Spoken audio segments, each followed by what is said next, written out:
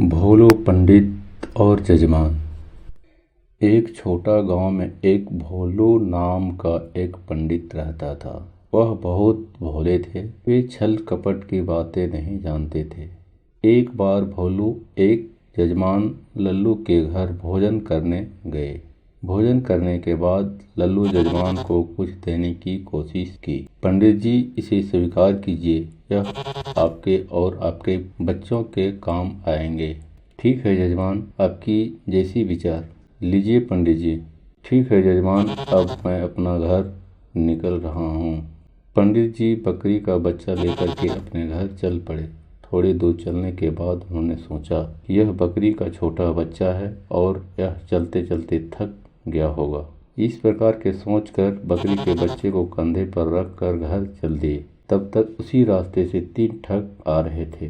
तब तीनों ठगों ने पंडित जी को ठगने का प्लान बनाई और एक ठग पंडित जी के पास आया और बोला, राम राम पंडित जी, कहिए कहाँ से चले आ रहे हो और कंधे पर यह कुत्ता क्यों उठा रखा है?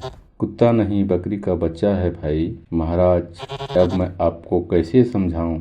ध्यान से देखिए, यह बकरी का बच्चा नहीं, कुत्ता है। विश्वास नहीं होता तो रास्ते में किसी और से पूछ लीजिएगा। पहला ठग आगे चला जाता है, तब दूसरा ठग मिलता है। पंडित जी नमस्कार। नमस्कार नमस्कार। पंडित जी, यह कुत्ता आपको कहाँ से मिला है? यह बहुत अच्छा है। अरे, तुम्हें यह कुत्ता दिखाई दे रहा है? यह तो बकरी का बच्चा है। ठीक से दिखाई नहीं देता क्या? महाराज, आपको क्या हो गया है? जरा ध्यान से देखिए, यह बकरी नहीं कुत्ता है। किसी ने आपको धोखा दिया है पंडित जी। अभी दोनों में बातचीत हो ही रही थी कि तभी तीसरा ठग भी पंडित जी के पास पहुंच जाता है और बोलता है, पंडित जी, आप ब्राह्मण होकर के कुत्ते को कंधे पर बैठा कर घूम रहे हो। आपका शरीर अपवित्र हो गया होगा। इसे छोड़कर पहले आप नहाने जाइए, अन्यथा लोग आपको हंसी उड़ाएंगे। ठगों की बात सुनकर पंडित जी सोचने लगे, 3 आदमी इसे कुत्ता बता रहा है तो यह कुत्ता ही होगा।